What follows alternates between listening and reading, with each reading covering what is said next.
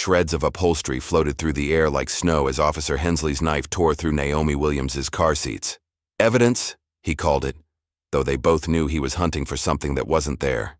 Across the street, Jordan clutched his phone with white knuckles, filming his mother's humiliation while tears streaked his 10-year-old face. Brookhaven had always been a town of unwritten rules, of knowing your place, but this time they'd crossed a line. 300 miles away, a phone buzzed in the calloused hand of a man the military had tried to forget. Malik Thompson read his sister's desperate text, his face hardening into the expressionless mask that had once made him the deadliest sniper in his unit. They had destroyed Naomi's car without knowing what they'd actually done, awakened a ghost, with nothing left to lose.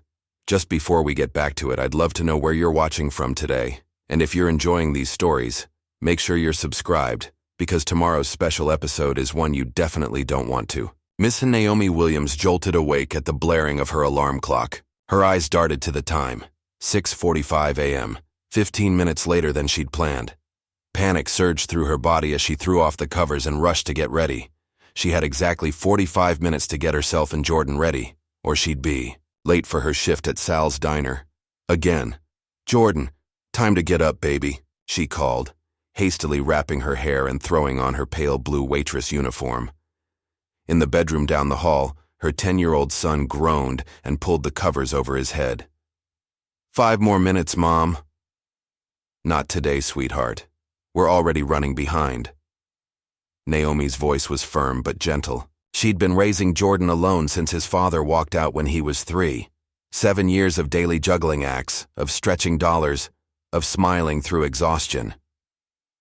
In the kitchen, Naomi frantically prepared Jordan's lunch: peanut butter, sandwich, apple slices, and the last juice box from the pantry. Jordan shuffled in, his backpack dragging behind him, eyes still heavy with sleep, shoelaces untied. "Your hair's not combed and your shirt's on backwards," Naomi said, turning him around and fixing his collar. "And please tie those shoes before you trip." They rushed down the stairs of their apartment building, past the flickering hallway light that the super had promised to fix 3 months ago. Outside, the morning air was already thick with humidity, promising another scorching summer day in Brookhaven. Naomi's faded blue sedan sat at the curb, a 12-year-old model with nearly 200,000 miles on it. The car represented her freedom, her lifeline to work, to Jordan's school, to survival itself. She turned the key and was met with a sputtering cough from the engine. "Come on, baby." "Not today," she whispered, trying again. The car wheezed, protested, then reluctantly rumbled to life. They arrived at Brookhaven Elementary with 5 minutes to spare. Naomi leaned over to kiss Jordan's forehead. "Have a good day. I love you." "Love you too, Mom." He slipped out of the car and jogged toward the building. Back on the road, Naomi pressed down on the accelerator. The engine made an ominous knocking sound, but she couldn't worry about that now. She was already going to be late. Sal's diner was already bustling when Naomi rushed through the back entrance at 8:07 a.m.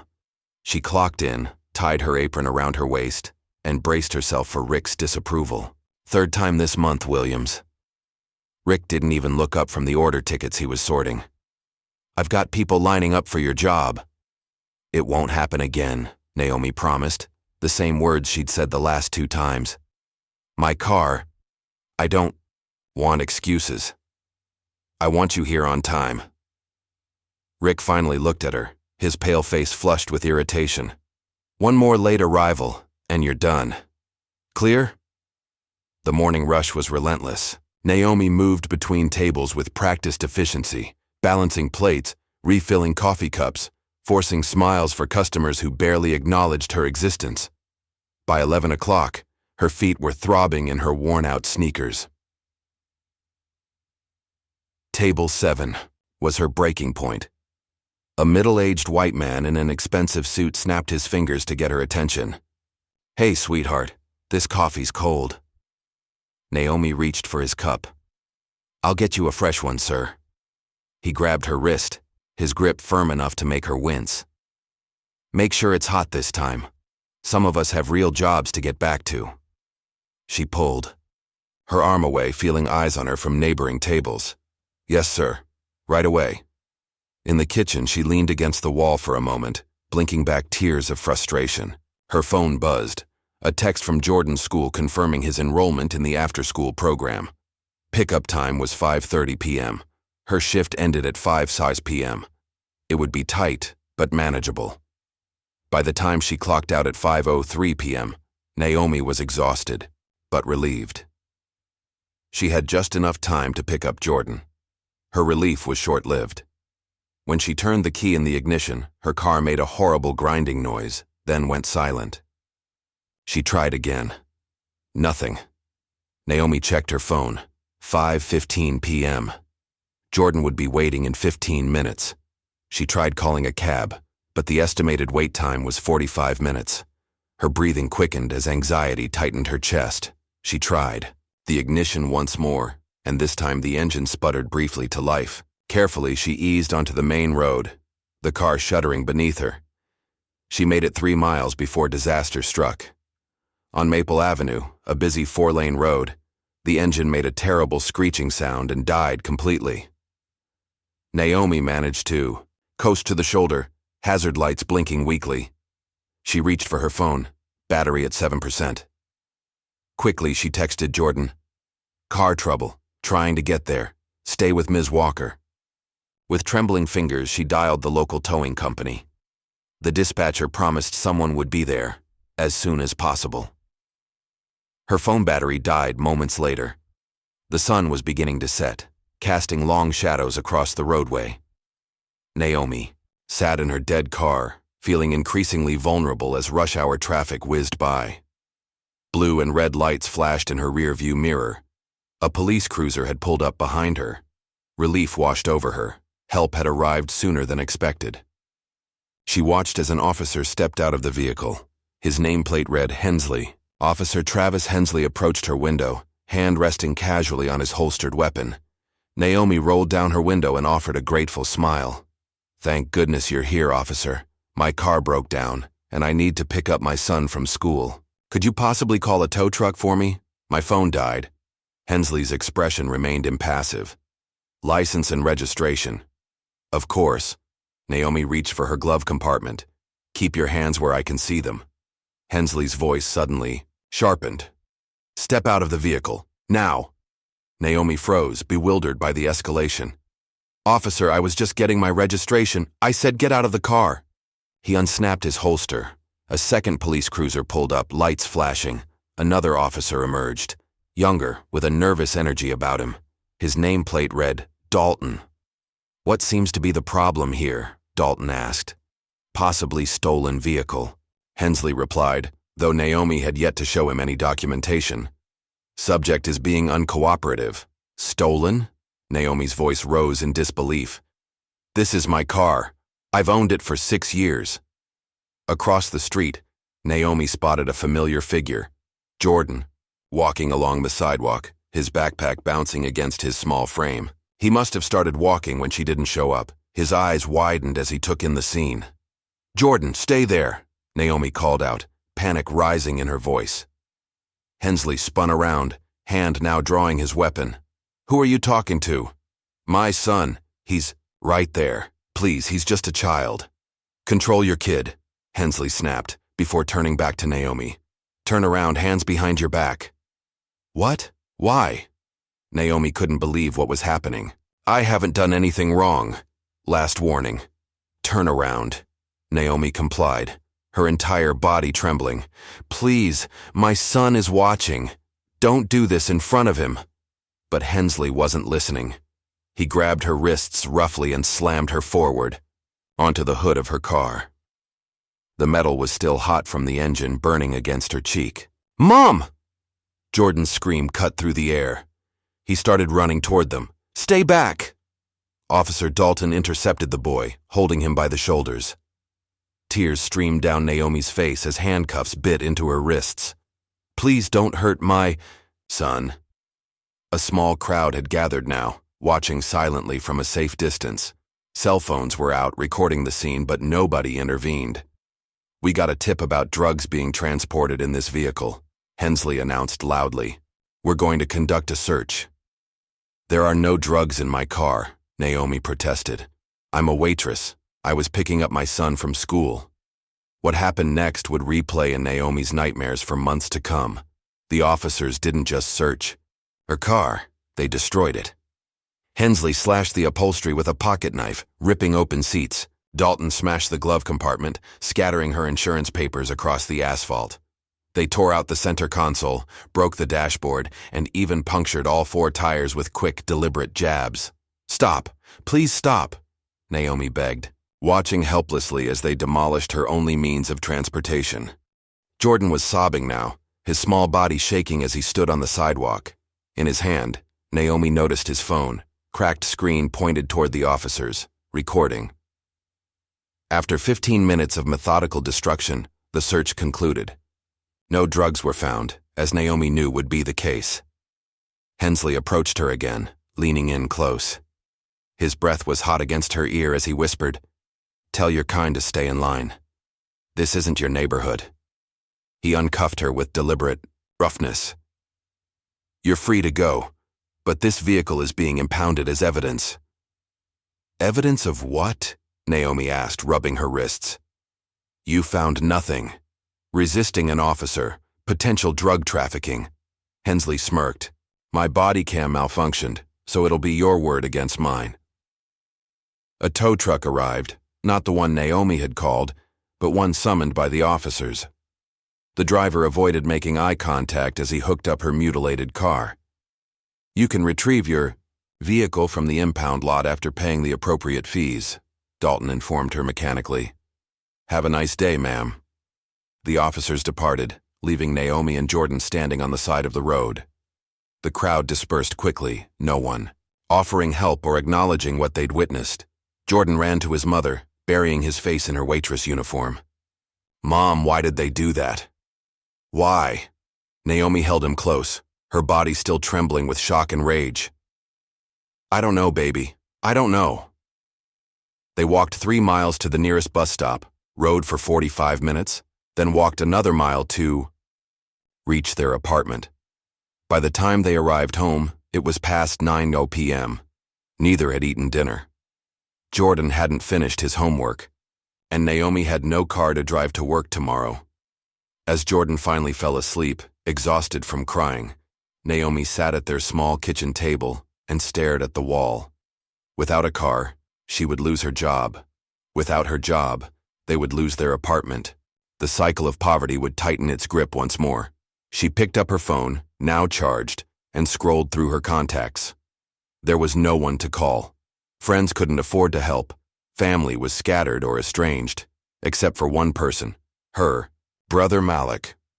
They hadn't spoken in years, not since he'd enlisted and disappeared into classified missions overseas. As midnight approached, a Greyhound bus pulled into the station in a neighboring city. Among the few passengers disembarking was a rugged black man in his mid-30s. He wore faded military cargo pants and a plain black t-shirt. A duffel bag was slung over one shoulder. Malik Thompson stepped off the bus and squinted in the harsh fluorescent lighting of the station. His face bore the weathered look of someone who had seen too much. He lit a cigarette and took a long drag, scanning his surroundings with the hypervigilance of a man accustomed to danger. "Excuse me," he asked a passing janitor. "How far to Brookhaven? From here?" "About 20 miles south," the janitor replied. "You got someone picking you up?" Malik shook his head. "No, nobody knows I'm coming." The knock on Naomi's apartment door came at 2:17 a.m., 3 sharp raps, precise and deliberate. She was still awake, too wired from the day's trauma to sleep. "Who is it?" she called, one hand on the baseball bat she kept by the door. "It's me," 2 simple words in a deep, gravelly voice she hadn't heard in years. Before Naomi could respond, Jordan had woken up and approached the door. "Who's there, Mom?" Naomi unlocked the door, keeping the chain in place, and opened it a crack. The face that greeted her was both familiar and strange. Her brother's features, but hardened, scarred, eyes that had seen things she couldn't imagine. Jordan peered around her, his face transforming from sleepy confusion to wide-eyed recognition. "Uncle Malik?" Malik's stern expression softened slightly as he looked down at his nephew. "Hey, little man. You've grown." Naomi unlatched the chain and opened the door fully, her expression a complex mixture of relief, concern, and guarded suspicion. "Malik, it's been 5 years. 4 years, 8 months," Malik corrected, stepping inside with the precise movements of a man always aware of his surroundings. His eyes scanned the apartment, taking in exits, windows, potential threats. A habit, formed in war zones. Jordan was suddenly wide awake, staring at his uncle with a mixture of awe and uncertainty. The boy had been 6 when Malik last visited, right before his final deployment. "Why don't you go back to bed, Jordan? You have school tomorrow," Naomi suggested gently. "But Mom..." "It's okay, buddy," Malik interjected. "I'll be here in the morning, promise." Reluctantly, Jordan retreated to his bedroom, looking back several times before closing his door. Silence fell between the siblings as they sat at the small kitchen table. Naomi made coffee, more for something to do with her hands than from any desire for caffeine at this hour. "Afghanistan?" Naomi finally asked, placing a chipped mug in front of him. Malik nodded. "Among other places. We thought you were dead for a while. No letters, no calls." Her voice remained neutral, but the hurt was evident. It was better that way. Better for who? The question hung in the air, unanswered. Malik sipped his coffee, eyes fixed on some middle distance. "I got your message. About what happened today." Naomi had texted him in a moment of desperation, never expecting a response. "I didn't think you'd come. Family's family." Simple words, weighted with unspoken history. She told him everything then. About the car, the officers, the humiliation, Jordan witnessing it all. As she spoke, Malik's expression remained impassive, but his eyes grew colder, his jaw tightening, imperceptibly. "These officers, you got names?" "One was Hensley, Travis Hensley." Naomi watched her brother carefully. "Does that name mean something to you?" Malik's face betrayed nothing. "This town's not that big." Later, Malik settled on the couch, refusing Naomi's offer of her bed. After she retired to her room, he sat in darkness staring at the wall. Sleep came reluctantly, and when it did, it brought the ghosts. In his dream, he was back in a remote Afghan village. The mission had gone wrong. There was blood on his hands. Screaming in the distance, a superior officer telling him, "This never happened, Thompson, understand?" Then the scene shifted to a military courtroom, accusations flying, his service record being torn apart, the word dishonorable echoing like a gunshot. Malik woke with a gasp, sweat soaking his shirt. He checked his watch. 5:30 a.m. Force of. Habit had him surveying the room, cataloging exits, potential weapons, threats. It took a moment to remember he was in his sister's apartment, not a combat zone. By the time Naomi and Jordan emerged for breakfast, Malik had showered and was preparing eggs and toast in the small kitchen. "Uncle Malik, were you really a sniper?" Jordan asked through a mouthful of eggs, eyes wide with childlike fascination. Naomi shot her son a warning look. "Jordan, that's not..." "It's okay," Malik interrupted, setting his own plate down. "Yes, I was, but that's not something to romanticize. It was a job." "Did you shoot bad guys?" Malik's expression darkened momentarily. "The world isn't divided into good guys and bad guys, Jordan. Sometimes good people do bad things for what they think are right reasons." Jordan frowned, processing this complexity. "But you protected people, right?"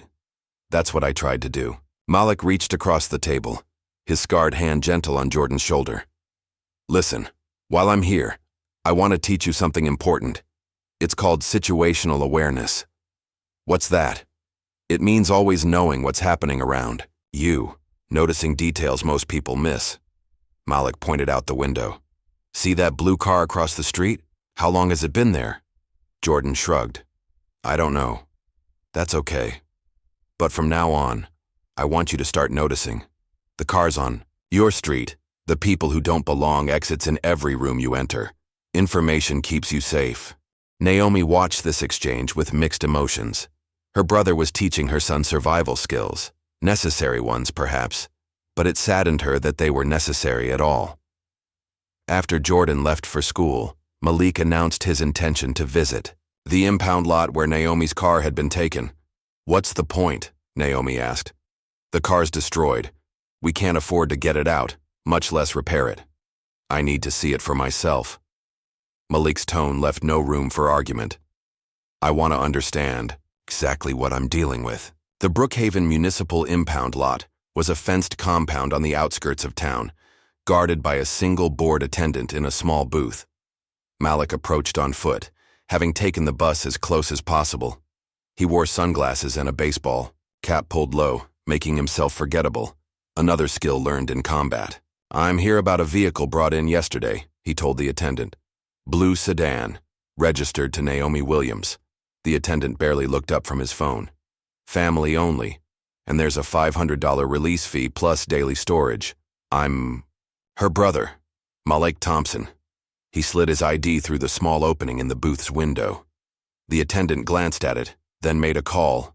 After a brief conversation, he hung up and returned the ID. Sorry, that vehicle's on hold. Police investigation. Malik had expected this. Can I at least see it? Assess the damage? No visitors allowed on the lot without authorization. Malik thanked him politely and walked away. But instead of leaving the area, he found a vantage point nearby. A small rise that offered a clear view of the compound. He settled in, watching with the patience of a man who had once spent 3 days motionless in a desert hide, waiting for a single shot. He noted the guard rotations, camera placements, fence weaknesses. He observed which employees took smoke breaks and when, which areas of the lot had blind spots. Most importantly, he spotted Naomi's car, or what was left of it, parked in a back corner, already stripped of its wheels and battery. Returning to Naomi's neighborhood, Malik noticed something troubling. Neighbors who had previously been friendly, with his sister now avoided eye contact. When Naomi waved to an elderly woman she'd once helped with groceries, the woman hurried inside her apartment without acknowledging her. How long has this been going on? Malik asked as they walked back from the bus stop. Since yesterday, Naomi replied quietly. News travels fast here. Nobody wants trouble with the police. Even when the police are the ones causing trouble? Especially then. That evening, while Naomi helped Jordan with homework, Malik slipped out. He had an old contact in town, David Briggs, a former Army communications specialist who'd served in Malik's unit before an IED took part of his left leg. Briggs had always been good with computers, better than good. If anyone could access sealed police records, it would be him. Briggs lived in a small house converted into a tech cave, walls lined with monitors and hard drives.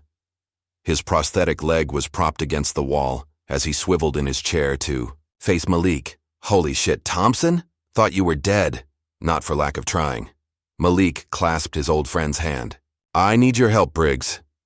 Whatever you need, brother. Infantry sticks together. Malik explained the situation with Naomi's car, Officer Hensley, and his suspicions about deeper corruption.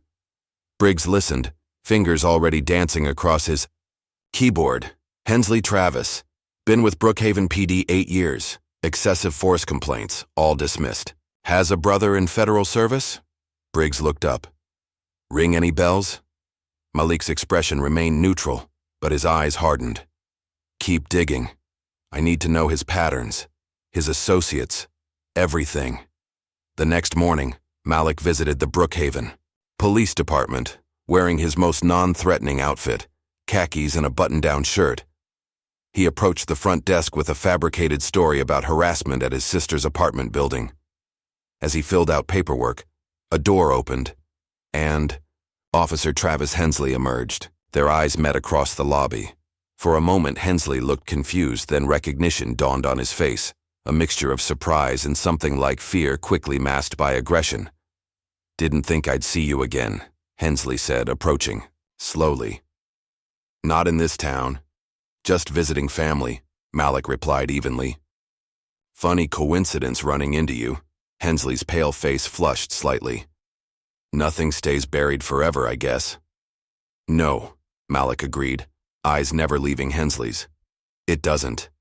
The tension between them was palpable, years of history compressed into that brief exchange. Hensley was the first to break eye contact, muttering something about being on patrol as he hurried out. That night, As Jordan slept, Naomi confronted her brother in the kitchen. "What was between you and Hensley? And don't tell me it's nothing. I saw your face when I mentioned his name." Malik was silent for a long moment. "We went to high school together."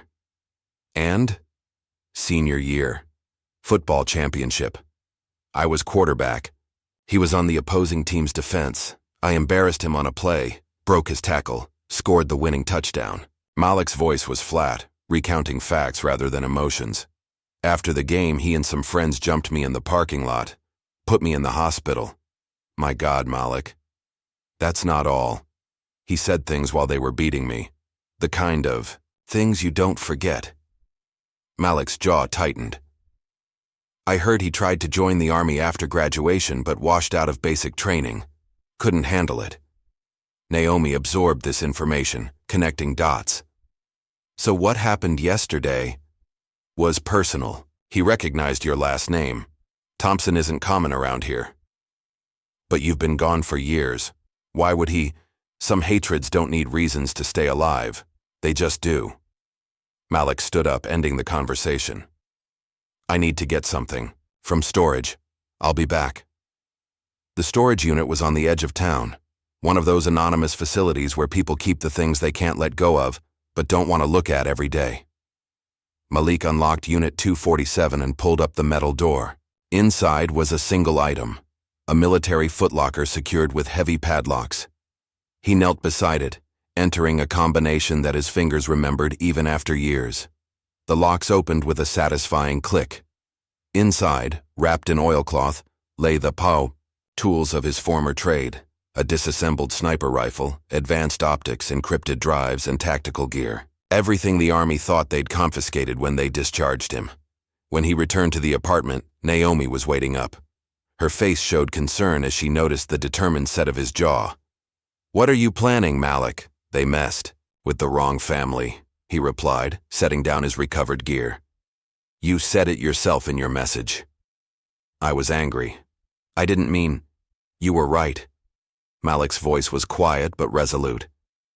"This isn't just about a car. It's about Jordan, watching his mother be humiliated. It's about a system that's been corrupt for years. It's about making sure it never happens again. Please don't make things worse," Naomi pleaded. "We have to live in this town after you're gone." Malik looked at his sister, his expression softening slightly. "When I left for Afghanistan, I promised Dad I'd look after you. I failed. Not this time." Outside, in a police cruiser parked 2 blocks away, Officer Hensley sat watching the apartment building.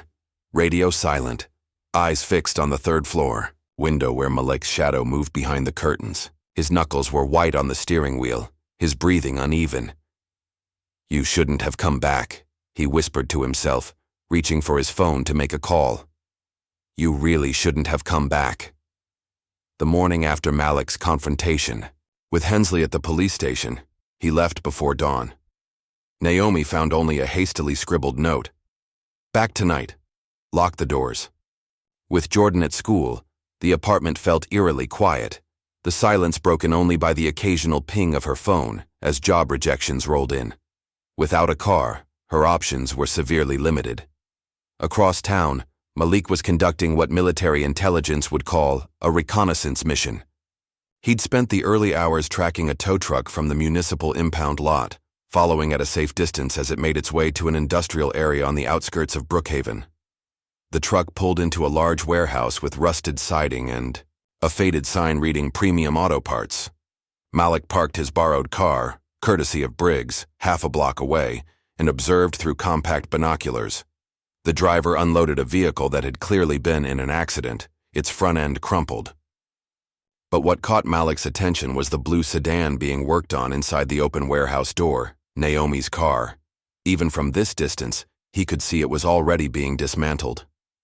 The doors had been removed, the remaining tires taken off, and a worker was spraying the frame with primer, preparing it for a new color. A vehicle reported as evidence in an ongoing investigation shouldn't be here, being stripped for parts. As Malik shifted position for a better view, a Hispanic man in coveralls emerged from behind the building, lighting a cigarette. He leaned against the wall, watching Malik with unconcealed suspicion. After a moment, he approached. "Looking for something?" The man's voice was gruff but not hostile. Malik straightened up, abandoning any pretense of hiding. "Just curious what happens to cars after the police impound them." The man stared at him, then at the warehouse, then back at Malik. His eyes narrowed in recognition. "You're Thompson's brother, aren't you? The one who went to the sandbox?" Malik remained expressionless. "How would you know that?" The man tossed his cigarette, grinding it under his boot. "I towed her car. I didn't know they were gonna do that. To it." He glanced nervously at the warehouse. "Look, you didn't hear it from me, but you should walk away from this. It goes higher than you think." "Who are you?" Malik asked. "Shawn Mendez. I work for Brookhaven Towing." He took a step back. "And if anyone asks, we never spoke." Across town at the Brookhaven Police Department, Detective Angela Ruiz sat at her desk, frowning at her computer screen. At 34, she was the youngest detective in the department and the only woman of color on the force. This made her both highly visible and paradoxically easy to ignore. For weeks, she'd been tracking anomalies in the department's vehicle impound records. Cars seized during traffic stops or arrests were disappearing from the system, yet the system showed proper disposition. No red flags, except that the paper trail didn't match the digital trail. "What are you still doing with that?" A voice startled her. Ryan Barnes, an intern from the local college, stood nearby with a stack of files. Ruiz minimized her screen. "Just tying up loose ends. Captain Blake said you were told to drop it." Barnes lowered his voice. "Just looking out for you, Detective." Ruiz offered a tight smile. "I appreciate that, Ryan. I'm just being thorough." After Barnes left, Ruiz reopened her files, adding a new name to her investigation: Shawn Mendez, Brookhaven Towing. That afternoon, Jordan returned from school to find his mother preparing for a job interview. One of 3 she had scheduled that day, all requiring multiple bus transfers to reach. "How was school?" Naomi asked, applying mascara with a steady hand despite her exhaustion. Jordan dropped his backpack on the kitchen table. "Fine." His voice was subdued. "Mom, can I show Uncle Malik something when he gets back?" "What is it, baby?" Jordan pulled out his phone, the screen even more cracked now, and pressed play on a video. "I recorded it when they were hurting you and destroying the car." Naomi's hands froze. The video was shaky, clearly taken by a frightened child hiding behind a tree, but it captured everything. Hensley's unnecessary aggression, the violent search, even the moment he leaned in to whisper his threat to Naomi. "Jordan, why didn't you tell me you had this?" "I was scared they would take it." His voice was small. "Can Uncle Malik use it to make them pay?" Naomi hugged her son tightly, his courage bringing tears to her eyes. "This is important evidence, but it might not be enough by itself. Mrs. Henry might have more." Jordan looked up at his mother. Her doorbell camera faces the street where it happened. Naomi had nearly forgotten about their elderly neighbor's Ring camera. Dolores Henry, a retired teacher in her 70s, had installed it after a series of porch thefts last year. "After I finish my interviews, we'll go talk to her," Naomi promised. That evening, Malik returned to find Naomi at the kitchen table, a new USB drive in front of her. Her planned interviews had yielded nothing, but her visit to Mrs. Henry had been surprisingly productive. "She was scared," Naomi explained, "but she believes in doing what's right. She gave me this footage from her doorbell camera. It shows everything from a distance, including Hensley telling the other officer to switch off his body cam." Malik plugged the drive into his laptop. The footage was clear, capturing the entire incident from an elevated angle across the street. Combined with Jordan's close-up video, it told a damning story. "This is good," Malik said, "but we need more. If this goes viral without proper context, the department will just claim it's an isolated incident, not a pattern." "I could tell my story online," Naomi suggested. "Maybe others will come forward." Malik considered this. "It's risky, but it might work as a distraction while we dig deeper." The next day, Naomi posted a 3-minute video detailing her experience. She was articulate, dignified, and specific, naming officers, times, and locations. She ended with a simple plea. If this has happened to you, you're not alone. Please reach out. The video gained modest traction locally, earning a few hundred views and supportive comments. But it also attracted trolls, many with profile pictures featuring blue line flags, leaving threatening messages. That night, the sound of shattering glass jolted them awake. A brick had been thrown through the living room window, wrapped in paper bearing a crude drawing of a target. This is exactly what I was afraid of, Naomi said, sweeping up glass while Malik checked outside. They're trying to frighten us. No, Malik corrected. They're scared of us. At the police department, Detective Ruiz was making progress. She'd connected the dots between impounded vehicles, specific officers' involvement, and an auction house, called Second Chance Auto, owned by City Councilman Kenneth Rourke. The pattern was clear. Vehicles were being illegally seized, stripped for parts, then either sold at auction or reported as destroyed while actually being refurbished and sold privately. She was preparing a warrant request when Captain Blake called her into his office. Ruiz, I hear you're still poking around in the impound records. Blake's tone was conversational, but his eyes were cold. Just clearing up some inconsistencies, sir. Blake leaned forward. Let me be clear. That investigation is closed. We have more important matters, like this Williams woman stirring up trouble with false accusations online. With respect, sir, I've seen the footage. Those accusations don't appear false. Blake's expression hardened. You're suspended, effective immediately. Administrative leave, pending review of your conduct. Badge and gun, please. As Ruiz placed her badge on the desk, Blake added, Consider this friendly advice, Angela. Some roads are better left untraveled. Meanwhile, Malik had begun his own form of intelligence gathering. Using skills honed in Afghanistan, he installed discreet surveillance cameras overlooking the impound lot and the warehouse. He tracked patrol patterns, documented license plates, and built a comprehensive picture of the operation. One evening, he captured footage of an off-duty Officer Dalton, Hensley's partner during Naomi's incident, entering the warehouse in civilian clothes, emerging 30 minutes later with an envelope that he tucked into his jacket. When Briggs analyzed the data from Malik's surveillance, the picture became clearer. It's a racket, Briggs explained, spreading printouts across his cluttered desk. They target specific types of vehicles, usually driven by people without resources to fight back. The cars disappear, parts get sold, and the vehicles get rebuilt with new VINs. Who's running it? Malik asked. That's the interesting part.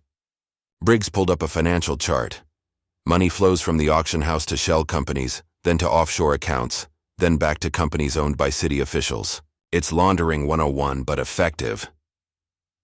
That night, as Naomi helped Jordan with homework, Malik sat on the apartment balcony smoking a rare cigarette. The past weighed heavily on him. The things he'd seen and done in service to a country that now viewed him as a disgrace. Naomi joined him, wrapping her cardigan tightly against the evening chill. You never told me what really happened. Why you were discharged. Malik took a long drag, the ember glowing orange in the darkness. Our unit was supporting a CIA operation near the Pakistan border, supposedly targeting insurgents, but I realized we were actually providing security for a weapons sale, American arms going to local warlords. That's not what you signed up for. No. Malik's voice was flat. When I reported it up the chain, suddenly I was facing murder charges. A CIA operative was found dead, shot from a distance only a skilled sniper could manage. Did you? No, but it didn't matter. They had my rifle, my position recorded on GPS. The choice was simple. Accept a dishonorable discharge or face a military trial where all the evidence was stacked against me. Naomi placed a hand on her brother's arm. Why didn't you tell us? To protect you. Men like that don't stop at ruining one life. Malik stubbed out his cigarette. The CIA operative's name was Michael Hensley. Naomi's eyes widened. Travis Hensley's brother? The world's smaller than you think. Malik stood, his decision made. We need to move fast. They know we're digging. As they turned to go inside, Naomi's phone pinged with a notification. An anonymous message contained a single photo of Jordan walking home from school, taken earlier that day, with the text, Your brother's next. The threat against Jordan changed everything. That night, Malik implemented what military strategists call asymmetric tactics, fighting against a stronger opponent by exploiting their weaknesses rather than engaging directly. A severe thunderstorm provided the perfect cover. As lightning cracked overhead, Malik disabled the power to the impound lot, cutting the primary lines and then systematically neutralizing the backup generators. Years of training and sabotage behind enemy lines made the job quick and precise. For the confusion that followed, security cameras went dark. Emergency protocols were activated, but the skeleton night crew was overwhelmed. By the time power was restored 3 hours later, Malik had mapped the entire facility, identified security weaknesses, and planted listening devices in key locations. "You're playing a dangerous game," Shawn Mendez warned when Malik approached him the next day. They met at a diner 20 miles outside Brookhaven, where neither would be recognized. "I'm not playing anything," Malik replied. "They threatened my nephew." Shawn's face hardened. "Kids should be off limits." He slid a USB drive across the table. Invoices, delivery schedules, contact lists. "I've done wrong, but I'm not dirty like them. Why help me now? Because I've got a son too." Shawn looked away. "And because what they did to your sister's car wasn't right. They normally just take them. They don't destroy them in front of kids." Across town, Detective Angela Ruiz was cleaning out her desk when her phone rang. A blocked number. "Detective Ruiz, this is Naomi Williams. I think we need to talk." They met at a coffee shop near the community college, away from police hangouts. Ruiz, still in civilian clothes with her badge absent, listened as Naomi shared Jordan's video and Mrs. Henry's footage. "I've been building a case for months," Ruiz admitted. "But they shut me down yesterday. Suspended. Because you were getting close? Because the whole system is compromised." Ruiz showed Naomi her findings: phone logs linking Captain Blake to the auction house, financial records connecting both to Councilman Rourke, and a pattern of over 300 illegally seized vehicles. "What can we do?" Naomi asked. "Officially, nothing. I'm suspended." Ruiz's expression hardened. "Unofficially, I still have friends in the state prosecutor's office, but we need more concrete evidence, the kind that can't be buried." As they spoke, Naomi's video was gaining traction online. A local black activist group called Brookhaven Justice Coalition had shared it, adding context about similar incidents in the community. The precinct issued a statement painting Naomi as emotionally unstable and claiming the video was heavily edited, but the damage was done. People were watching, questioning, demanding answers. The pressure was building, and Hensley felt it. That afternoon, he followed Jordan as the boy walked home from school. He kept his distance, staying in his personal vehicle, a black pickup truck with tinted windows. But his intention was clear: intimidation. What Hensley didn't expect was Malik. A block from the school, Malik emerged from between two buildings, cutting off Hensley's truck. With the precision of a combat veteran, he approached the driver's side, his movements fluid and controlled. Hensley reached for his off-duty weapon, but Malik was faster, yanking open the door and disarming him in one smooth motion. Following. "Children now, Officer Hensley?" Malik's voice was calm, his grip on Hensley's wrist just tight enough to cause pain without leaving marks. "This is assault on a police officer," Hensley sputtered, his confidence evaporating. "No, this is a concerned uncle having a friendly chat." Malik leaned closer. "If I see you near my nephew again, we'll have a different conversation, one you won't walk away from." Hensley's face flushed with anger and fear. "Your kind always resorts to threats." "My kind? You mean decorated veterans?" Malik released Hensley's wrist and stepped back. "Drive away, now." Jordan had witnessed the confrontation from a distance. When Malik reached him, the boy was trembling. "Was that one of them? The officers from that day?" "Yes, but he won't bother you again." Malik placed a reassuring hand on Jordan's shoulder. "You okay?" Jordan's eyes welled with tears. "I just want things to go back to normal. Mom's sad all the time, and people at school are talking about us." Malik knelt to eye level with his nephew. Sometimes things have to get worse before they get better. But I promise you this, I'm not leaving until your mom is safe. You're safe. And those responsible are held accountable. That night, Malik executed the next phase of his plan. He intercepted Hensley's patrol car on a quiet road, using a simple distraction technique to force him to pull over.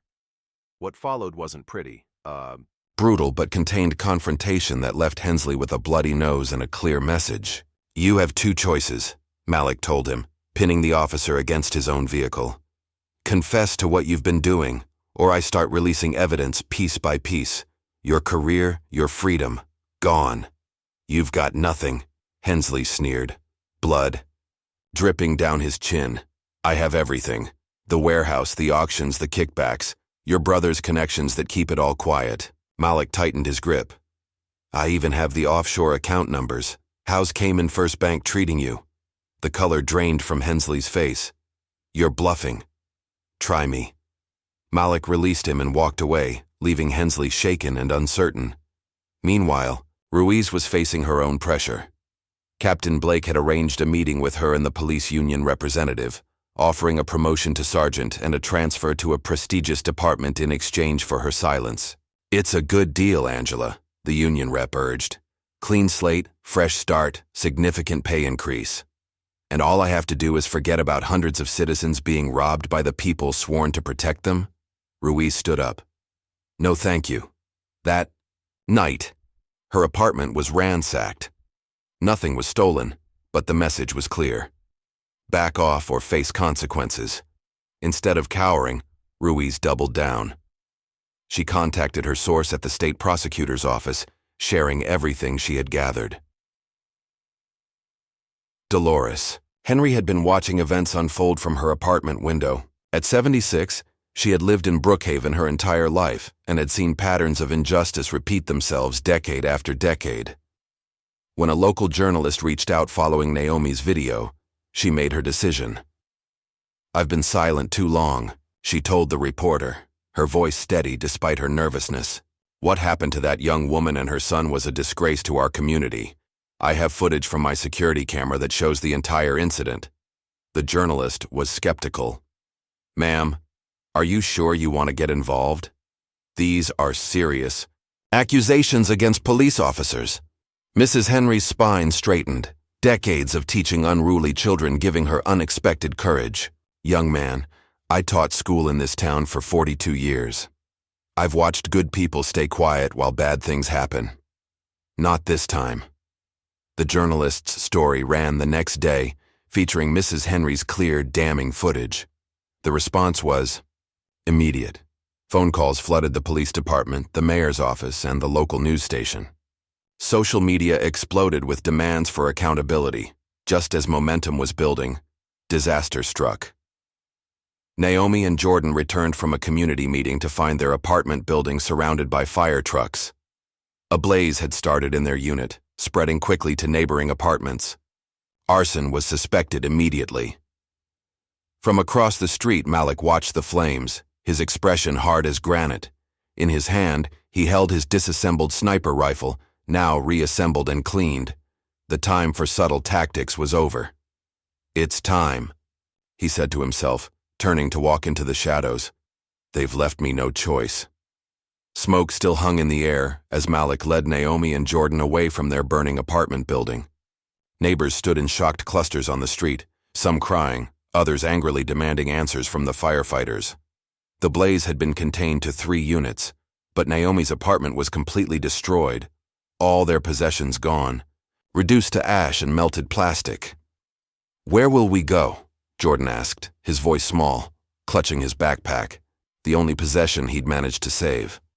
I have a place, Malik answered, guiding them toward a waiting car where Briggs sat behind the wheel. Somewhere they won't find us. 2 hours later, they arrived at a small cabin nestled in dense woods about 30 miles outside Brookhaven.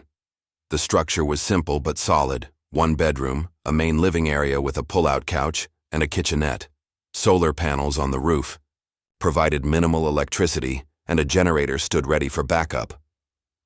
Veterans retreat, Malik explained as he unlocked the door. Used to be a place for guys coming home needing quiet. Owner died last year, but the trust still maintains it. Hardly anyone knows it exists. Naomi surveyed the rustic interior. How long do we stay here? Until it's over. Malik's tone left. No room for debate. They've escalated to arson. Next time could be worse. Jordan explored the cabin with curious eyes, his resilience remarkable despite the trauma of the past days. He found a deck of cards in a drawer and a few paperback novels on a shelf, small comforts in their temporary exile. That night, after Jordan had fallen asleep on the pull-out couch, Naomi found Malik on the porch, cleaning his rifle with practiced precision. "What's the plan now?" she asked, wrapping herself in a borrowed blanket against the night chill. "Digital warfare first." Malik continued his methodical work. Briggs has been compiling everything: Shawn's documents, surveillance footage, financial records. Tomorrow, we start releasing it under an anonymous account, piece by piece. You're talking about doxing police officers. I'm talking about exposing criminals. Malik's hands never paused in their work. Public pressure is our most powerful weapon right now. The next morning, the first files appeared online, redacted documents showing vehicle seizure patterns in predominantly Black and Latino neighborhoods. By afternoon, the leak had expanded to include internal emails between Captain Blake and officers discussing target vehicles and profit margins. Local news stations picked up the story cautiously, referring to alleged misconduct while showing portions of the documents on screen.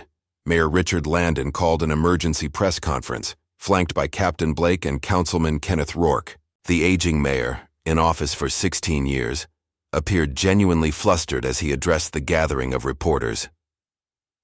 "These fabricated documents are a clear attempt to undermine public trust in our police department," Landon declared, his jowls quivering with indignation. "Brookhaven PD has my complete confidence, and this administration will not be swayed by fake news and digital manipulation." A reporter from the Brookhaven Gazette raised her hand. "Mayor Landon, what about the video evidence from multiple sources showing Officer Hensley destroying Ms. Williams's vehicle? Is that fabricated as well?" "That incident is under internal investigation," Captain Blake interjected smoothly. "We cannot comment on an ongoing investigation, but I assure you that the Brookhaven Police Department holds its officers to the highest standards of conduct." As the press conference continued, Shawn Mendez sat in his apartment across town, watching with growing unease. His phone had been ringing all day. Calls from the towing company, from Officer Dalton, from a number he recognized as Captain Blake's private line. He'd ignored them all. Shawn's hands trembled slightly as he set up his laptop camera. He'd made his decision during a sleepless night, weighing his complicity against his conscience. For 3 years, he'd been a part of the scheme. Towing cars, on command, looking the other way when vehicles disappeared from the lot, accepting cash bonuses for special jobs. "My name is Shawn Mendez," he began, looking directly into the camera. "I work for Brookhaven Towing, and for the past 3 years I've been part of an illegal operation involving the Brookhaven Police Department, city officials, and private businesses." For the next 20 minutes, Shawn detailed the entire operation: how vehicles were flagged for seizure, how paperwork was falsified, how parts were stripped and sold through a network of shops across 3 states. He named names, provided dates, and described specific vehicles, including Naomi's blue sedan. "I'm recording this because I can't live with myself anymore," he concluded. "What happened to Naomi Williams and her son crossed a line. I have copies of all relevant documents, and I've sent them to multiple news outlets and the state attorney general's office." Shawn saved the video file, attached it to multiple emails addressed to local media, Detective Ruiz, and as a backup, Malik. His finger hovered over the send button for just a moment before pressing it decisively. Meanwhile, at the veterans' cabin, Briggs had arrived with supplies and new burner phones. The tech specialist had set up a makeshift command center on the dining table: 3 laptops, a satellite internet connection, and various electronic devices Malik couldn't identify. "We've got movement," Briggs announced, pointing to one of the screens. Blake just called an emergency meeting at the station. Closed doors, senior officers only. They're panicking, Malik noted with grim satisfaction. What about our insider? Ruiz is good. She's already shared everything with the state attorney's office and her contacts at the FBI. They're hesitant to move without more concrete evidence, but she's pushing. Jordan had been listening quietly from the corner, where he was pretending to read. Is Ms. Ruiz going to be okay? They already broke into her apartment. Malik and Naomi exchanged concerned glances. Jordan was absorbing everything, processing the danger with maturity beyond his years. She's tough, Malik assured him, and smart. She's staying with friends, changing locations every night. The truth was more complicated. Angela Ruiz was indeed moving between safe houses, but the strain was showing. Earlier that day, she'd noticed a black SUV following her from her friend's apartment to a coffee shop. The same vehicle appeared again when she left for a meeting with her lawyer. She'd managed to lose the tail, but the message was clear. They were watching, waiting for her to make a mistake. Ruiz knew the risks when she'd committed to this fight. As the daughter of a civil rights activist and the sister of a young man who died in police custody 10 years earlier, she joined the force with clear eyes and a burning desire to change the system from within. Now that system was turning against her, but she had prepared for this moment. Every piece of evidence was backed up, distributed to trusted allies, and ready for release at a moment's notice. That afternoon, Ruiz visited the office of State Prosecutor Eleanor Matthews, bringing with her a comprehensive file on the Brookhaven corruption case. This is explosive material, Detective, Matthews said after reviewing the documents. But without more direct evidence linking Mayor Landon and Councilman Rourke to the operation, it's going to be difficult to prosecute beyond the officers directly involved. What about the financial records? Ruiz pointed to a series of transactions. These shell companies all lead back to Rourke, through 3 layers of separation. His lawyers will claim he had no knowledge. Matthews removed her glasses, rubbing her eyes tiredly. We need someone on the inside to flip, someone high enough in the chain to implicate the leadership. As they spoke, Malik was executing his own plan. Having studied the patrol patterns around the warehouse, he identified a vulnerability, a 15-minute window between shift changes when surveillance was minimal. Using the darkness as cover, he infiltrated the building through a service entrance, bypassing the simple alarm system with techniques learned during special operations training. Inside, he found a treasure trove of evidence, vehicles in various stages of dismantling, including several that matched descriptions from recent drug stops in minority neighborhoods. He placed small, undetectable cameras in strategic locations and downloaded files from the office computer onto a flash drive. As he was preparing to leave, headlights swept across the warehouse windows.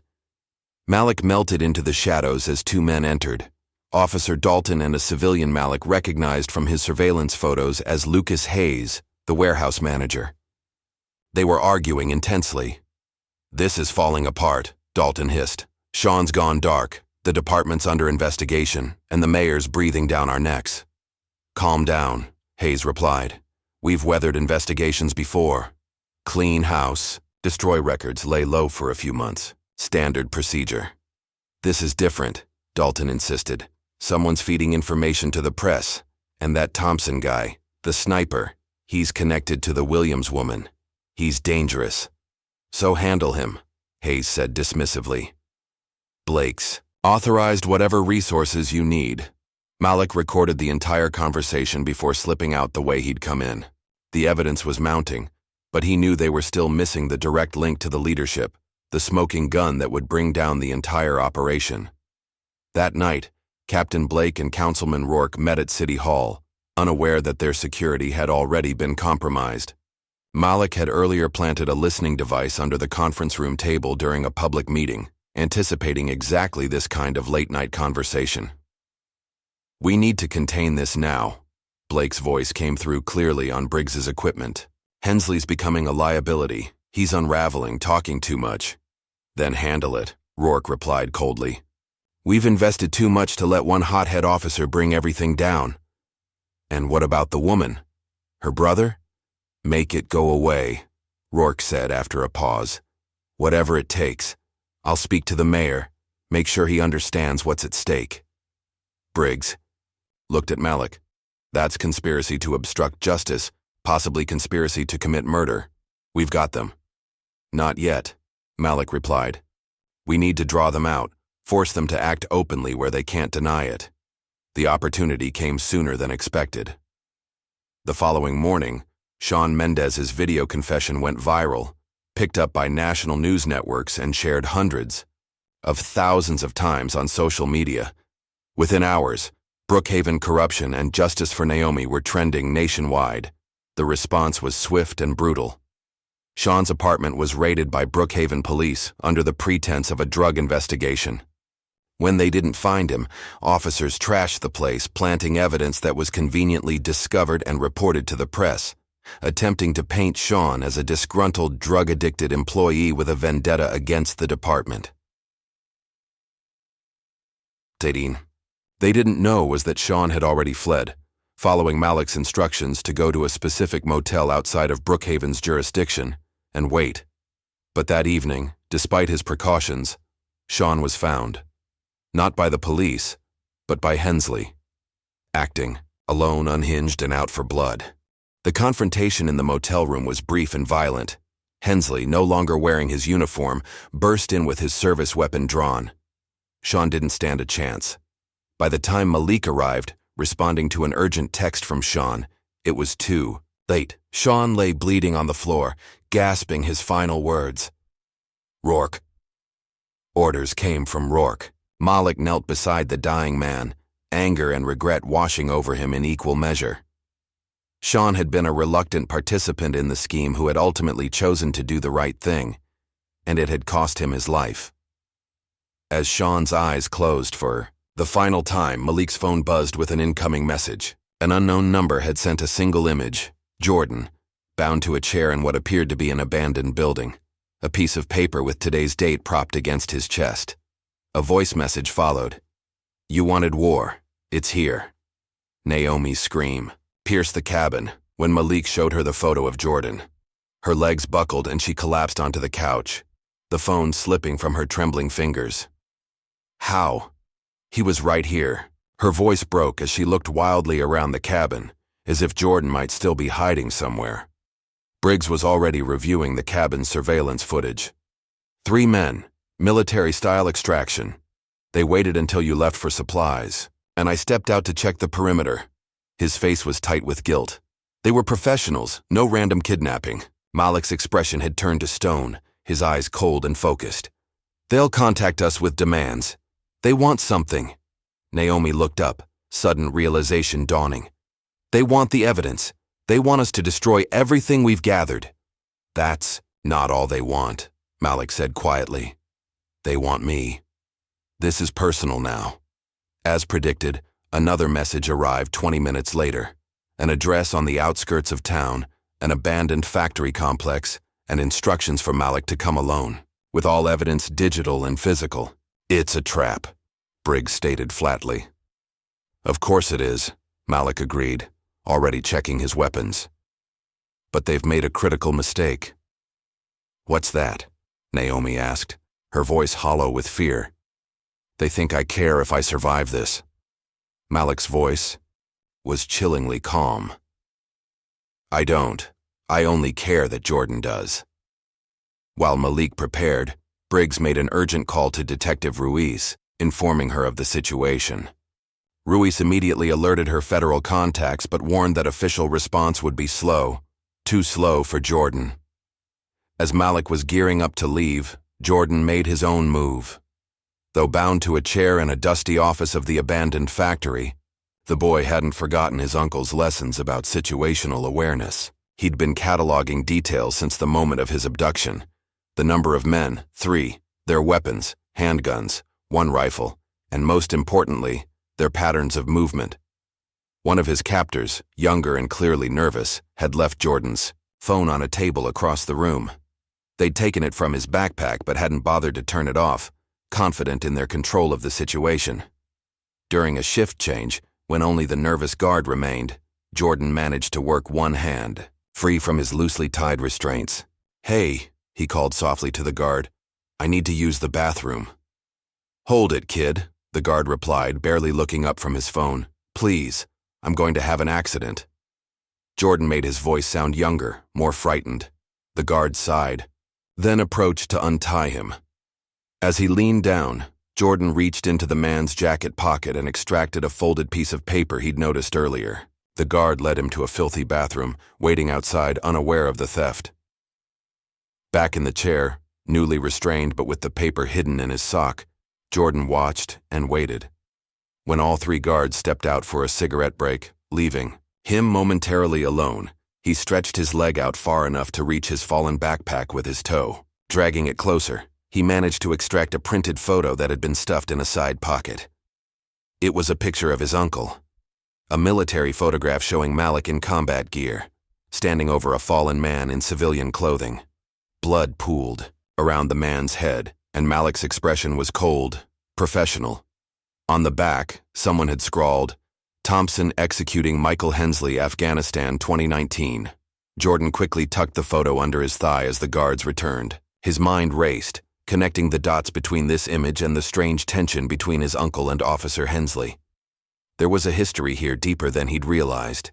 Meanwhile, Naomi had refused to stay behind at the cabin. "He's my son," she'd told Malik firmly. "I'm coming with you. They'll kill you both if they get the chance," Malik warned. "Then we make sure they don't get the chance." Her eyes burned with a mother's fierce determination. They developed a plan. While Malik would appear to surrender himself at the main entrance, Naomi and Briggs would approach from different angles, using the confusion to locate and extract Jordan. Ruiz would position herself nearby with her federal contacts on standby, ready to move in once Jordan was safe. Meanwhile, back at the cabin before leaving, Malik had shown Naomi something that changed everything: an encrypted drive containing classified files he'd smuggled out of Afghanistan. Among them was body camera footage from the day Michael Hensley died, footage proving that Malik had not killed him. "He was running a side operation selling weapons to local warlords," Malik explained. "When I discovered it, he tried to have me killed. The shot that killed him came from his own team, a cleanup operation to silence him when they realized I had evidence." Naomi stared at her brother in shock. "Why didn't you use this to clear your name?" "Because it implicated high-level CIA operatives and military contractors. They buried it, and I accepted the dishonorable discharge to protect you and Jordan. If I'd fought it, they would have come after my family. And now Officer Hensley thinks you killed his brother. He knows I didn't," Malik corrected. "But he needs someone to blame. And the rest of them, Blake, Rourke, they're using his vendetta to further their own goals." As the siblings finalized their rescue plan, Naomi received a surprising call from Detective Ruiz. "We've got something," Ruiz said without preamble. "Shawn Mendez's confession video reached the governor. He's authorized a state police task force to investigate the Brookhaven PD, effective immediately." "That's good news, but it won't help Jordan right now," Naomi replied, her voice tight with worry. "Maybe it will," Ruiz countered. "The authorization includes emergency powers to supersede local jurisdiction. I've briefed them on the kidnapping. They're mobilizing, but they'll need time to get into position." "How much time?" 2 hours minimum. Naomi looked at Malik, who had been listening. He shook his head. "Too long. We move now."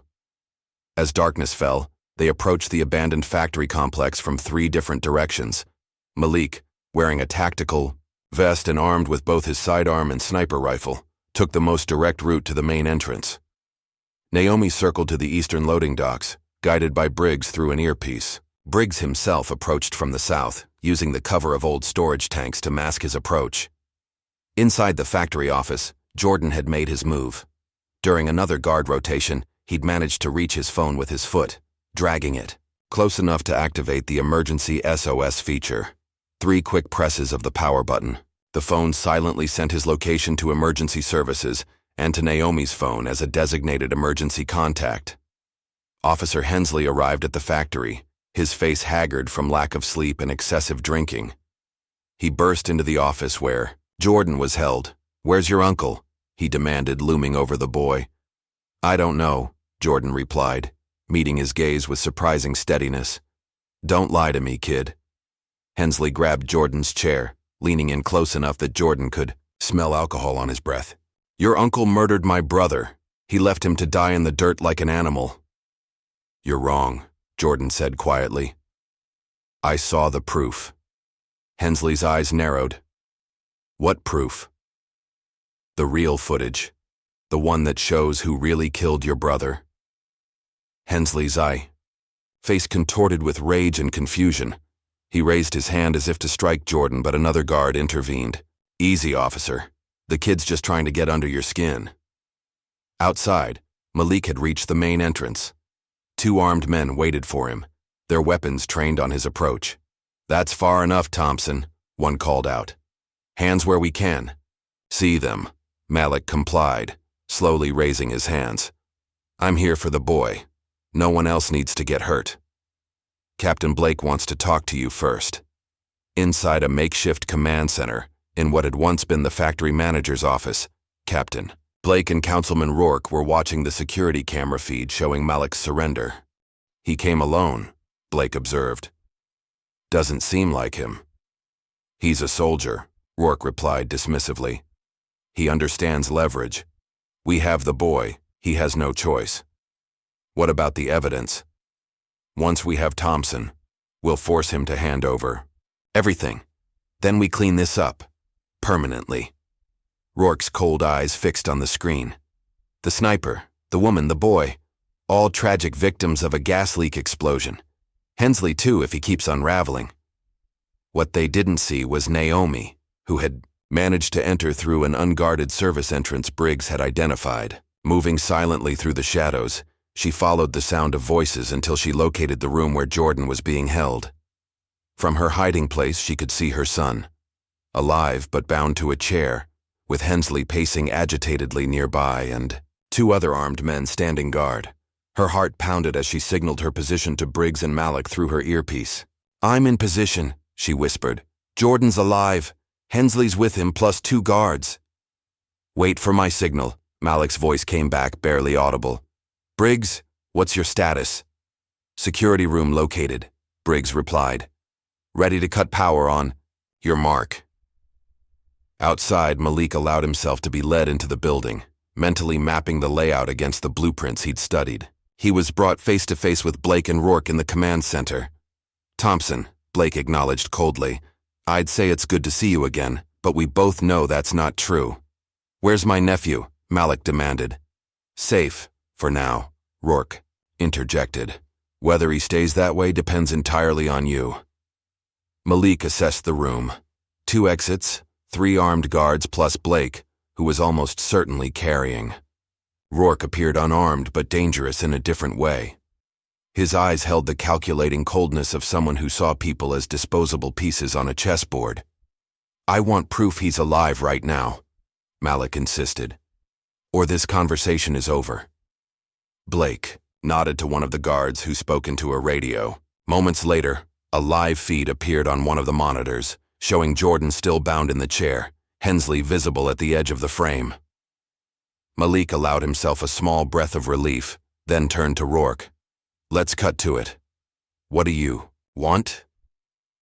Everything, Rourke replied simply. The evidence you've gathered, the files you've stolen, the witnesses you've persuaded to talk, all of it, permanently destroyed. And in return, the boy goes home with his mother. You.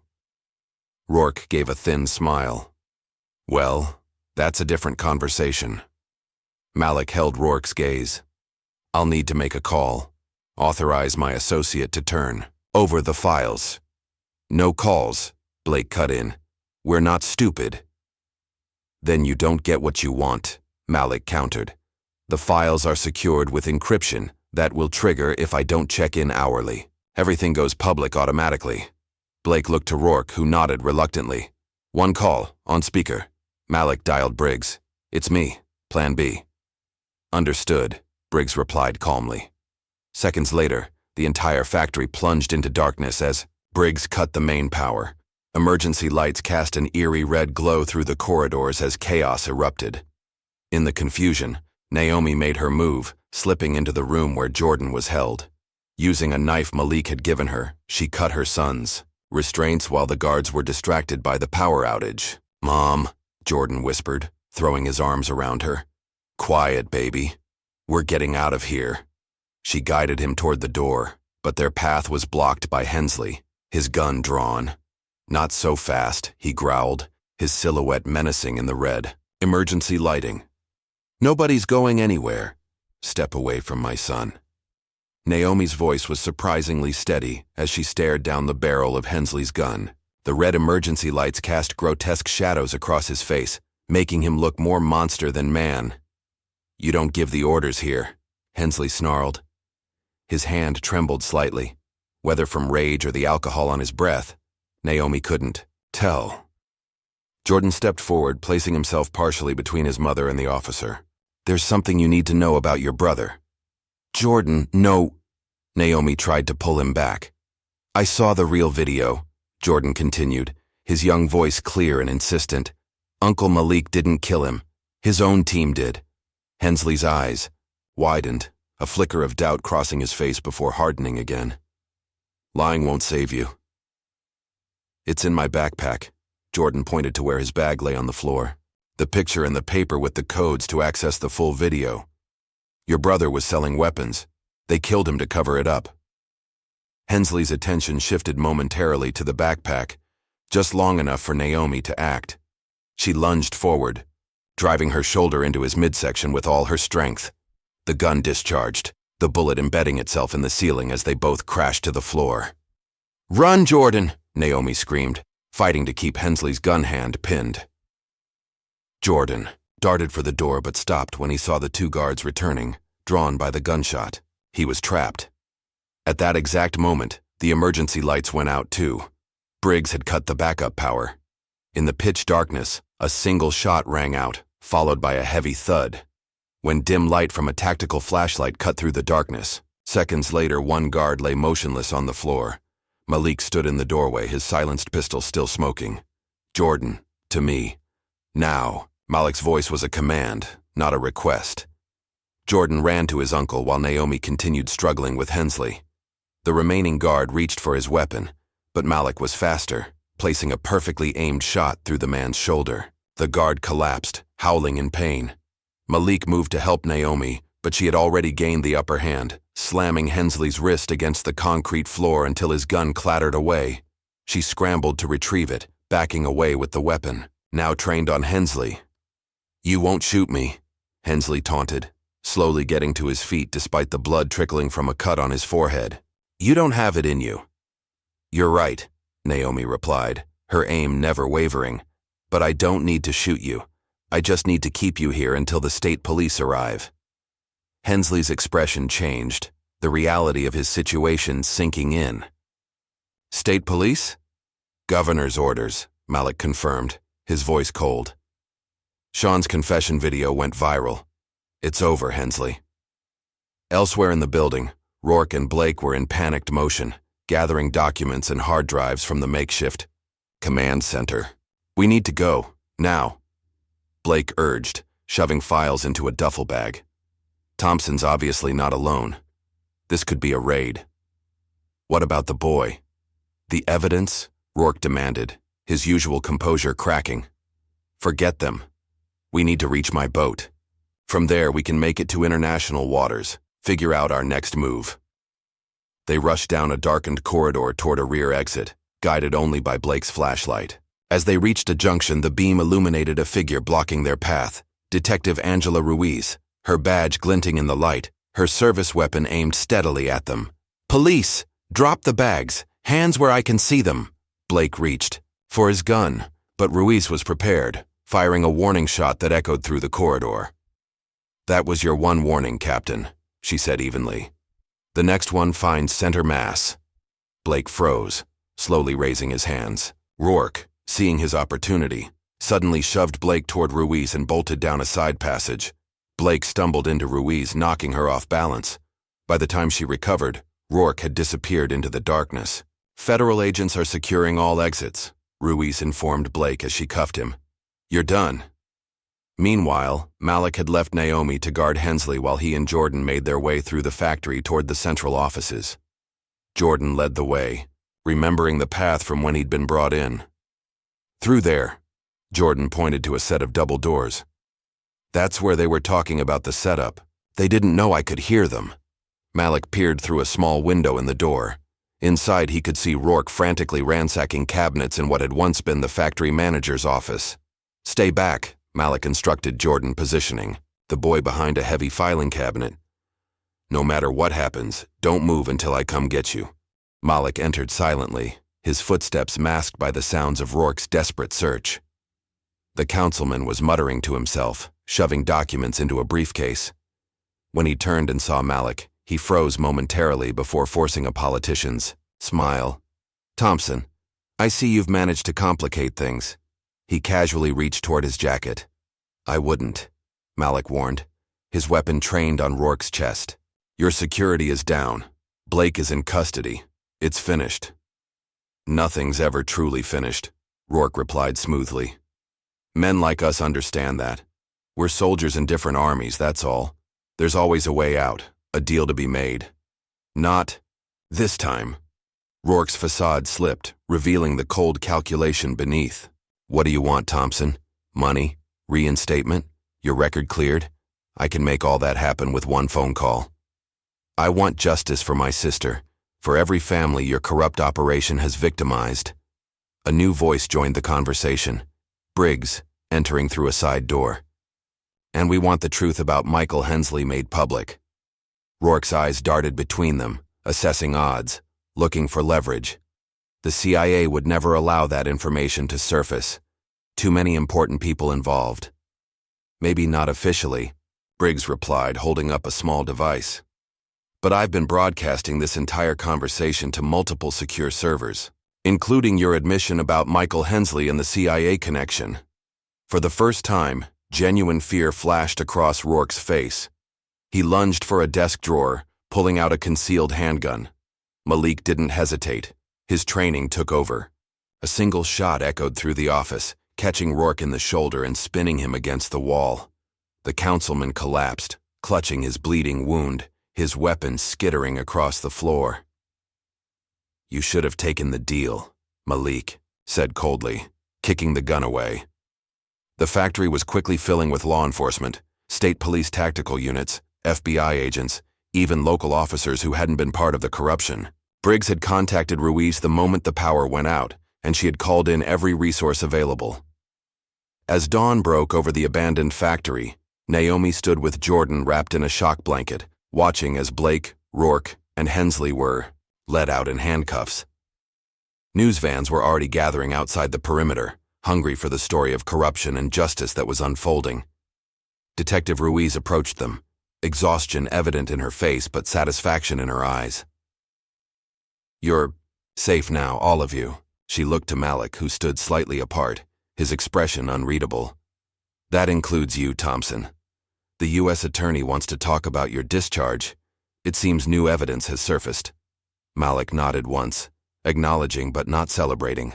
Too many had paid too high a price for this moment to feel like victory.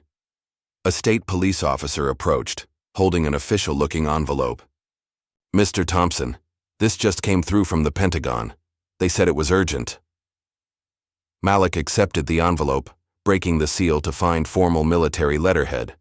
As he read, his stoic expression faltered slightly, just enough for Naomi to notice. "What is it?" she asked, moving to his side. "Full exoneration," Malik replied quietly. "My dishonorable discharge has been overturned. Retroactive full military pension and benefits restored." He folded the letter carefully. Someone high up is very anxious to make this go away quietly. Jordan looked up at his uncle, his young face serious beyond his years. "Does this mean you're staying?"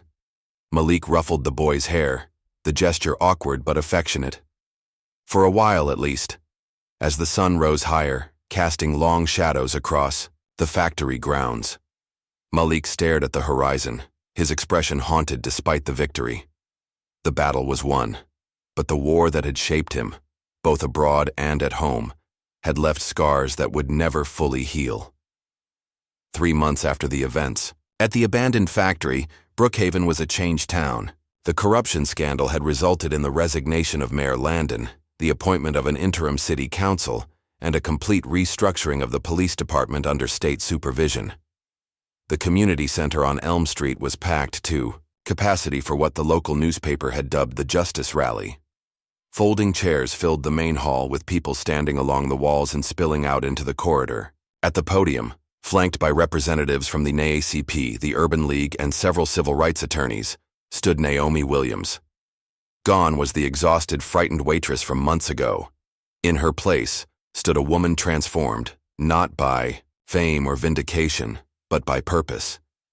She wore a simple blue dress, her hair pulled back, her posture straight and confident as she addressed the crowd. "What happened to my family wasn't unique," she began, her voice steady. "What was unique was that we fought back, and we had help. Many in our community have suffered silently for years, watching their rights violated, their dignity stripped away, their complaints ignored." The audience murmured in agreement, several calling out, "That's right, and tell it." "Today isn't about celebration. It's about commitment," Naomi continued. "Commitment to ensure that what happened to me doesn't happen to anyone else. Commitment to hold those in power accountable. Commitment to teaching our children that justice isn't just a word. It's something worth fighting for." In the front row, Jordan sat tall, pride evident in his young face as he watched his mother. Beside him sat Dolores Henry, the elderly neighbor whose doorbell camera footage had proven pivotal in the case. She reached over occasionally to pat Jordan's hand, her own eyes glistening with tears of vindication. At the back of the hall, partially, hidden in shadow, stood Malik. Though invited to speak, he had declined, preferring to watch his sister shine. Their relationship had healed over the past months, not completely but substantially.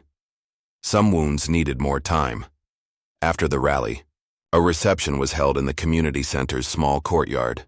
Detective Angela Ruiz, now Chief Ruiz of the restructured Brookhaven Police Department, approached Naomi with a smile. "That was quite a speech," Ruiz said, shaking Naomi's hand. "The Oversight Committee was impressed. They're seriously considering your application for the Civilian Review Board." "I'm just getting started," Naomi replied with quiet determination. "How's the department transition going?" "Challenging. Rebuilding trust takes time. But we're making progress." Ruiz lowered her voice. "I've recommended body cameras that can't be switched off and independent review of all vehicle searches and seizures. The mayor pro tem signed off this morning." Nearby, Jordan was surrounded by friends from school, recounting a carefully edited version of his ordeal. His status had shifted from kid whose mom got in trouble with the police to something approaching local hero, though Naomi was careful to monitor the attention, concerned about its impact on him. One significant change was evident in Jordan's demeanor, a new confidence, a watchfulness that hadn't been there before. Malik's lessons in situational awareness had taken root, for better or worse. The boy would never again view authority with blind trust, but neither had he become cynical. Instead, he'd developed a clear-eyed perspective that would serve him well in the years ahead. As afternoon faded into evening, the attendees gradually dispersed. Naomi, Jordan, and Malik walked together toward Naomi's new car, a modest sedan purchased with part of the settlement from her civil suit against the Yaqui City. "I got a letter today," Jordan announced as they drove, "from the Baldwin Foundation. They want to give me a full scholarship when I'm ready for college." "That's wonderful, baby," Naomi exclaimed, glancing at him in the rearview mirror. "They said my essay about what happened was the best they received," Jordan continued proudly. "They're even publishing it in their newsletter." Malik turned slightly in the passenger seat. "What did you write about?" "About how sometimes the people who are supposed to protect you don't, and the people you hardly know step up instead. About how justice doesn't just happen. You have to make it happen." Naomi's eyes met Malik's briefly, a silent acknowledgement, passing between them. Jordan had grown up too fast these past months, but perhaps he'd grown well. They drove to the courthouse, where Hensley's trial had concluded that morning. Though they hadn't attended the proceedings, Naomi had given her testimony days earlier. They wanted to witness this final chapter. As they pulled into the parking lot, Hensley was being led out in handcuffs, headed for a prison transport van. His face was gaunt, his former arrogance replaced by a hollow stare. When he spotted Malik watching from the car, he paused momentarily, their eyes meeting across the distance. There was no triumph in Malik's gaze, no gloating or satisfaction, only a quiet acknowledgement that justice, however imperfect, had finally been served. Hensley lowered his eyes first, allowing the officers to guide him into the van. 20 years, Naomi said quietly as the van pulled away. For Shawn's murder, for kidnapping, for corruption. Blake got 15. Rourke's trial starts next month. Will it be enough? Jordan asked from the back seat. It's a start, Malik replied. Systems don't change overnight. The following week brought a surprising development. A letter arrived at Naomi's new apartment, bearing the presidential seal. Inside was a personal note thanking her for her courage in standing up to corruption and commending her commitment to community improvement. A separate letter addressed to Jordan praised his bravery and encouraged his interest in journalism. Notably absent was any mention of Malik's role in the events. When Naomi pointed this out, Malik simply shrugged. Better that way. Some things belong in the shadows. That afternoon, Malik drove to the small military cemetery 40 miles from Brookhaven. He walked among the headstones until he found the one he sought. Marcus Reynolds, a fellow Green Beret who had died in the same operation that had led to Malik's disgrace. Reynolds had been the only one who'd stood by him, who'd believed his version of events about Michael Hensley. That loyalty had cost Reynolds his career, and eventually, his life. Malik knelt beside the grave, placing his newly reinstated military insignia and dog tags on the headstone. We finally did something right, brother, he said softly. Not perfect, but right. As he walked back to his car, his phone rang. A number he didn't recognize, but a call he'd been half expecting. The voice on the other end was professional, clipped, clearly government, but deliberately vague. Mr. Thompson, we'd like to discuss an opportunity with you. Something off the books, but important. Your country needs people with your particular skill set and moral compass. I'm listening, Malik replied, his expression giving nothing away. When he returned to Naomi's apartment that evening, he found her on the balcony watching Jordan ride his new bicycle around the complex. The boy waved enthusiastically each time he passed below, his face carefree in a way it hadn't been for months. You're leaving again, aren't you? Naomi asked without turning around. She'd always been perceptive. I have to. Malik stood beside her, watching Jordan make another loop. Some fights aren't over. Will you at least say goodbye to him this time? Yes. Malik's voice softened. And I'll come back. Not in 5 years. Much sooner. Naomi studied her brother's face. You found purpose again, something like that. He didn't elaborate and she didn't press. Some secrets were safer kept. The next morning, Malik was gone, his few possessions packed, his rental car no longer in the parking lot. Jordan found a small package on his bed, a compass with a note. Always know where you're going. Always remember where you've been. Life gradually settled into a new normal for Naomi and Jordan. She opened a small cafe called Second Chances near the community center, hiring local youth and formerly incarcerated individuals looking for a fresh start. Jordan threw himself into school and his new passion for journalism, his article about the corruption scandal winning a statewide contest for young writers. Occasionally, Naomi would catch glimpses of a familiar figure watching from a distance, at Jordan's school play, at the cafe's grand opening, at the community center's rebuilding. Ceremony, Malik never approached, never made his presence known beyond that brief visual confirmation that he was still connected, still watching over them. One evening, as Jordan rode his bike past the newly rebuilt community center, Naomi noticed a tall figure standing in the shadows across the street. For a moment, their eyes met, and Malik offered a small nod before vanishing around the corner. Peace comes in unexpected ways, Dolores Henry had told Naomi weeks earlier. Sometimes through justice, sometimes through acceptance, sometimes just through knowing you're not alone in the fight. As the streetlights flickered on and Jordan made his way back toward her, Naomi felt that peace settling over her. Fragile, perhaps. Hard-won, certainly. But real, nonetheless. The system hadn't been completely fixed, but it had been shaken. Awareness had been raised. And in their own small corner of the world, justice had prevailed.